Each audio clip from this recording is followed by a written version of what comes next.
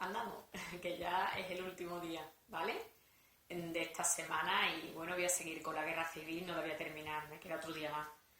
Pero bueno, en ello estamos, ¿no? Porque el otro día ya habíamos comenzado a explicar un poquito las causas que influyen, los antecedentes, cómo estalla el golpe de Estado, cómo no tiene éxito, los dos bandos que se crean, un poco pues qué territorio controlaba cada bando, ¿verdad?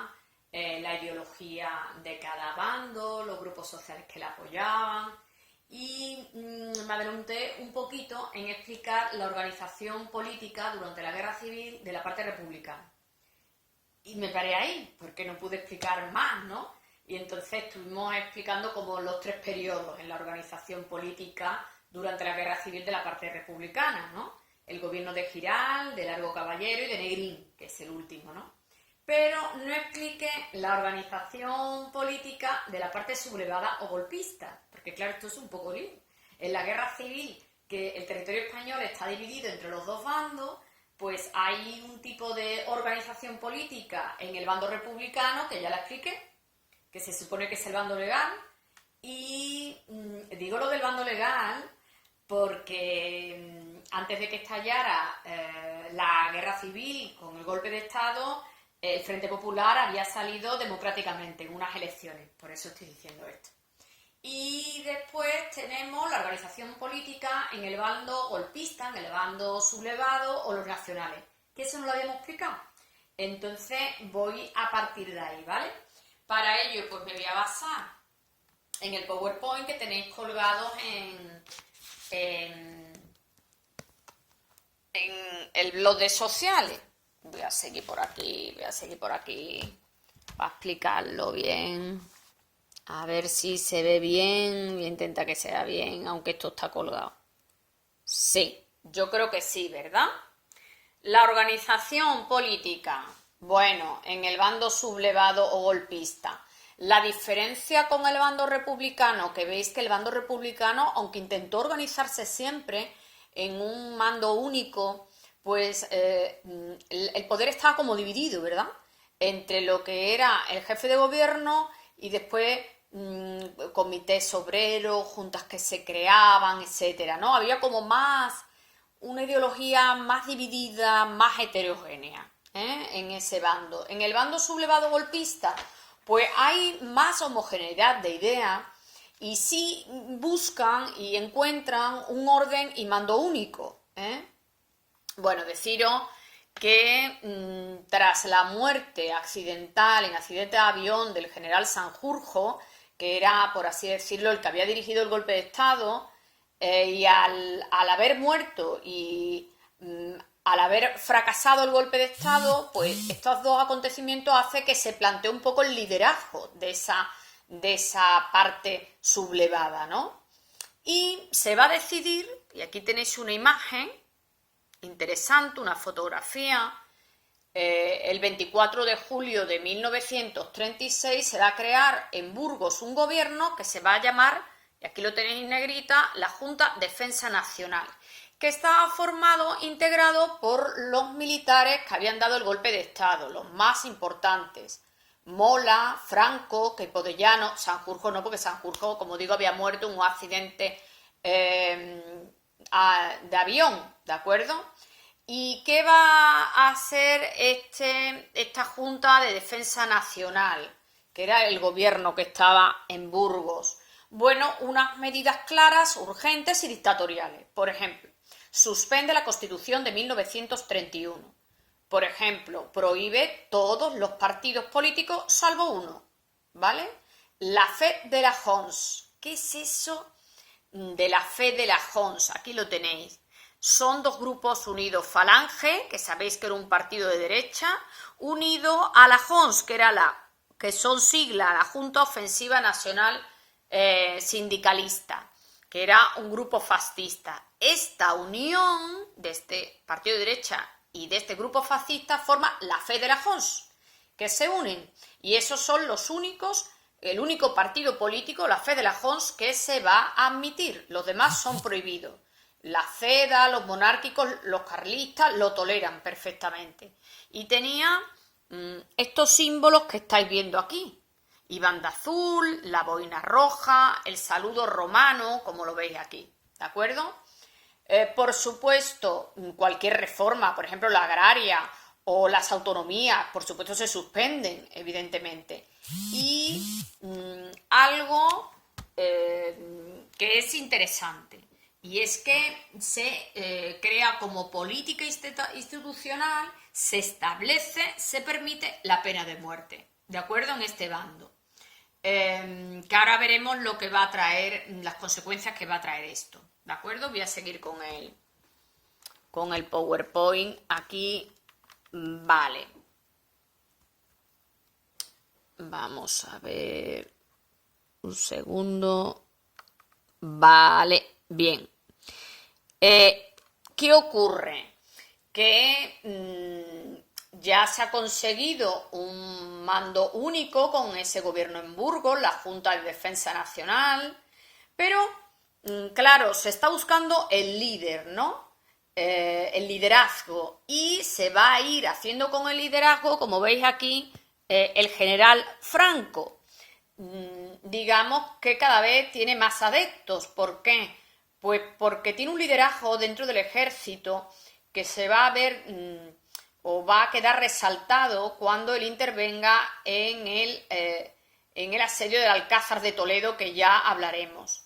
A partir de este acontecimiento va ganando adeptos con respecto al liderazgo de Mola, que era el otro militar importante, y su figura, la de Franco, se consolida ya directamente con la muerte del general Mola en accidente aéreo en 1937, ¿vale? Entonces, a partir de ese accidente aéreo, pues evidentemente ya Franco tiene vía libre como líder de estos sublevados golpistas y se proclama en el 36 jefe de Estado y generalísimo. Generalísimo significa general jefe del ejército.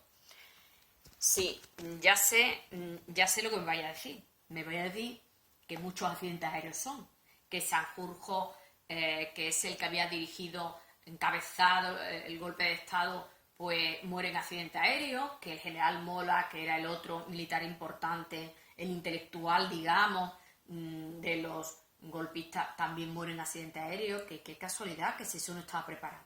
Bueno, esto se han hecho muchas investigaciones, pero no se ha llegado a la conclusión esta que estamos indicando. Como no se ha llegado a la conclusión, queda un poco en duda. Es cierto que todo esto le favorece a Franco para convertirse en líder, ¿de acuerdo? Bueno, hasta, como digo, que se convierte en líder de este bando sublevado o golpista debido a esta serie de acontecimientos, vamos a decir, casuales, ¿no?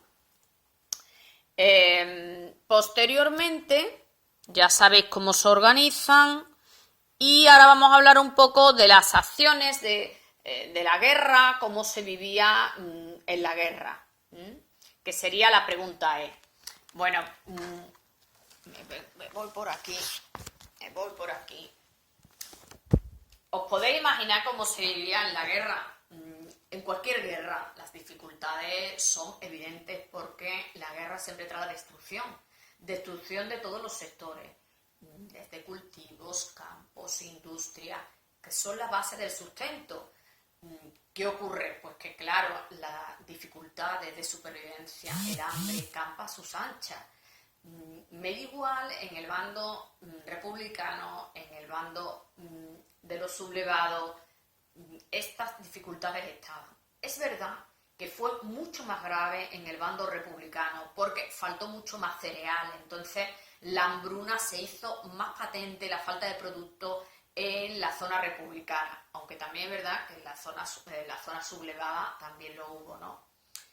Algo también común, y estoy intentando ser lo máximo objetiva, los bombardeos, los ataques terrestres que provocan heridas y muertes, y que provoca esos bombardeos, pues que muchos habitantes, al saber que la zona, que avanzaban las tropas, que iba a ser bombardeada la zona, ¿qué hacían? Pues huían, ¿no? Entonces hay una emigración forzada, evidentemente, ¿no? Esto se ve mucho más, estos refugiados que huían de la zona de las zonas que iban a ser atacadas se ve más en la zona republicana, y de esto voy a hablar un hecho. Por supuesto que no es la única huida la que voy a hablar, pero es importante. Se produce en 1937, que es el bombardeo de la carretera Málaga-Almería. Que fue el acontecimiento, uno de los acontecimientos más dramáticos de la guerra civil. Os voy a decir por qué. Porque es el bombardeo que causó más baja, más daño y más muerte entre la población civil encima, porque es que no eran ni militares, refugiados, población civil, hombres, mujeres y muchos niños marchaban de Málaga a Almería por la carretera y fueron bombardeados por mar y aire. Desde el mar fueron bombardeados y bueno, murieron muchísimos. Es el acontecimiento, quizá el bombardeo donde murieron, aunque sé que el Guernica suena más, pero es quizá el que murieron más personas. Para eso he puesto un enlace, que lo vamos a ver, aunque por supuesto podéis leerlo con más tranquilidad, un enlace en el blog. Os lo voy a poner aquí, ¿vale? Ese enlace lo he abierto. Cuando pone aquí, si os fijáis en ese enlace, pone la masacre silenciada de la guerra civil. Bueno, masacre silenciada me refiero que a lo mejor hay otros bombardeos, acontecimientos bélicos dentro de la guerra civil internacionalmente que suenan más, o incluso entre la población. Sin embargo, aquí es donde murieron más personas que se haya estudiado, claro. Y aquí tenéis testimonios impresionantes de gente que lo vivió, de cómo se narró este acontecimiento, ¿vale? Aquí, por ejemplo, la esposa de un escritor describe este acontecimiento en un libro, en El otro reino de la muerte. Dice: un siniestro rumor que nos hizo olvidar a todos la quema de casa se propagó por el pueblo. El tercio, que viene el tercio. Por el tono de las voces que oíamos en las calles era como si hubieran dicho: se ha abierto el infierno, Lucifer y su legión están sobre nosotros. Esta legión digna de Lucifer era lo que esperaban, y la expectativa corría como una ola fría de horror sobre el campo. Nadie se acostó, todos estaban fuera en la carretera, viendo la llamarada roja de Málaga e intentando escuchar a lo lejos los pasos del enemigo que se acercaban. Muy fuerte, me parece muy fuerte. O por ejemplo, esto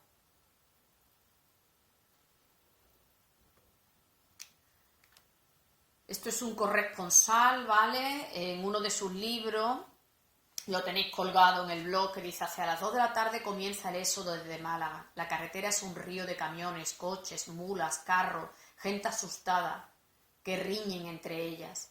Esta riada los chupa y los arrastra a todos: civiles, milicianos, desertores, el gobernador civil, algunos oficiales del Estado Mayor. Corren algunos extraños rumores por Málaga, que los rebeldes han ocupado Llavelez, la siguiente población hacia el este, a unos 50 kilómetros. El río de refugiados se dirige a una trampa mortal. Según otro rumor, la carretera está todavía abierta, pero bajo el fuego de los barcos de guerra y de aviones que ametrallean a los refugiados. Nada entonces puede ya detener al río. Fluye y fluye, y se alimenta sin cesar de los arroyos del miedo. Las descripciones son impresionantes. Aquí tenéis más. Pero bueno, se llegó a contabilizar, dice: la carretera estaba llena de gritos y de llantos. Entre los extraviados había multitud de niños pequeños. El médico canadiense Norman Bert, que avanza con su ambulancia recogiendo a refugiados, llega a contabilizar más de 5.000 menores de 10 años. Los niños llevaban solamente su pantalón y las niñas su vestido ancho. Niños con los bracitos y las piernas enredados en trapos ensangrentados. Niños sin zapatos, con los pies hinchados. Niños que lloraban desesperados de dolor, de hambre, de cansancio. Bueno, esta es la guerra civil en realidad. Estas descripciones y estas fotografías que os he colgado en el blog. Bueno, dicho esto, vamos a seguir un poco por aquí, hablando también, indicando lo que es la guerra, ¿no? El hambre, las dificultades, los bombardeos de un lado a otro, y por qué no decir también la represión, persecución, represión de muchísimas personas con ideas políticas diferentes. Esa represión se va a producir, esa represión, esos fusilamientos, se van a producir en los dos bandos, en el bando republicano y en el bando sublevado. La diferencia es que la zona sublevada formaba parte, era legal la pena de muerte y formaba parte de la política institucional, no había que esconderse, era legal. En la zona republicana no era legal o no era institucional, sin embargo es verdad que grupos descontrolados, violentos, autónomos también ejercían esa represión. Os voy a poner un ejemplo para intentar ser lo más objetiva posible en esa represión en la parte republicana y en la parte sublevada. En la parte republicana, pues por ejemplo hay un hecho, el hecho de Paracuellos de Jarama, que es una prisión donde se ejecutó a presos políticos. O en la parte sublevada, muchos políticos fueron ejecutados, población civil, artistas, y un ejemplo es García Lorca. Muchos fueron ejecutados y yacen en fosas comunes. Y bueno, estoy diciendo que esa persecución, esa represión, esos fusilamientos se producen en los dos bandos. Claro que en el bando sublevado, como digo, entraba a formar parte de lo legal de la política institucional. Voy a hablar ahora de la siguiente pregunta, que sería el apoyo internacional o la dimensión internacional. ¿Se apoyó internacionalmente a la Guerra Civil Española por parte de los países extranjeros? Voy a seguir con mi PowerPoint, que viene por aquí, que viene por aquí, el PowerPoint, eso. Aquí tenéis una imagen, una fotografía de ese bombardeo de la carretera de Málaga-Almería, que por supuesto quedan testimonios, no solamente los escritos. Y aquí tenéis imágenes que todavía quedan, imágenes de esa ejecución de presos políticos en Paracuellos del Jarama, donde mataron, por ejemplo, a José Antonio Primo de Rivera. O, por supuesto, lo que se hacía, que también lo hacía el bando nacional. Aquí tenéis las fosas comunes, los fusilamientos y lo que hacían a las mujeres que las rapaban, como castigo. Dimensión internacional de la guerra civil. Pues mirad, muchas veces la guerra civil se vio como un enfrentamiento o una confrontación entre fuerzas democráticas, socialistas, comunistas y fuerzas fascistas. España era como un microcosmo de lo que estaba ocurriendo a escala internacional. Ya sabéis que en esta época en Europa están los fascismos de Hitler, lo de los nazis, ¿no? De Hitler, Mussolini, frente a las democracias o incluso al comunismo. ¿Cómo se vio la guerra civil internacionalmente? Como un microcosmos de lo que estaba ocurriendo internacionalmente, ¿vale? En realidad, esta guerra civil lo que era el enfrentamiento entre grupos de derechas, grupos latifundistas, empresarios, iglesias, ejércitos, frente a obreros y burgueses, ¿vale? A nivel internacional, ¿quién nos apoyaron? Bueno, ahí evidentemente vamos a ver el apoyo que se le dio al bando republicano y al bando sublevado, ¿vale? Vamos a hablar primero del bando republicano. En el bando republicano, evidentemente hay un apoyo ideológico, y no solo ideológico, de Rusia. De hecho, el gobierno de Largo Caballero en el 36 enviaría a la Unión Soviética reserva de oro del Banco de España para hacer frente al pago de armas compradas en ese país. Con lo cual podemos decir que Rusia, pues sí a cambio de oro, evidentemente, a cambio de algo, pero ayudó con venta de armamento al bando republicano. Otra cosa es las democracias conservadoras, como Francia o Inglaterra o Estados Unidos, que fueron prudentes y no querían ayudar directamente al bando republicano por el temor a que el conflicto se hiciera internacional.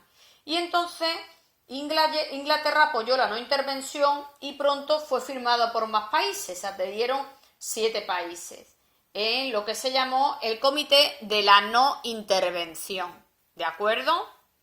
Y como digo, a este Comité de la No Intervención se adhirió Francia, Gran Bretaña, Estados Unidos, y eso influyó mucho, esa no intervención de estas potencias, digo, intervinió mucho, influyó mucho en el bando republicano, en la derrota del bando republicano. También se crearon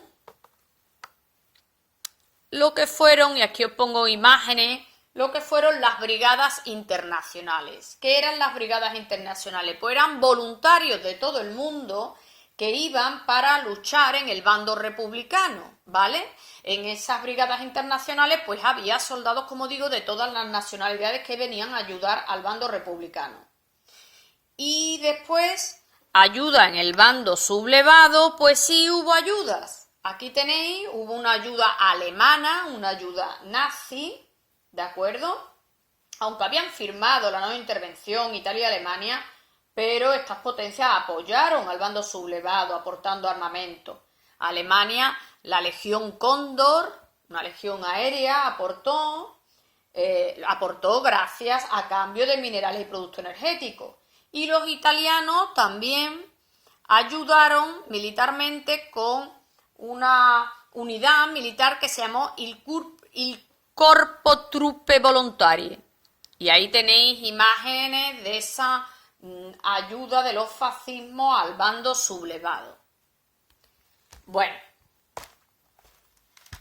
hasta aquí me quedo explicando la guerra civil, que bueno, todavía nos queda un día más, pero bueno, eso cuando volvamos de feria, ¿no? Espero que hayáis entendido un poco la dimensión de la guerra, las consecuencias que trae la guerra, que la guerra, una vez que entras en conflicto, ahí no hay buenos ni malos, ahí mata a todo el mundo. Y también que hayáis entendido el apoyo internacional, como el bando nacional sí tenía ese apoyo internacional de Alemania e Italia, el bando sublevado, el bando republicano no. Bueno, para el próximo día, como digo, seguiremos con lo de la guerra civil, ¿vale? Venga, adiós, chao.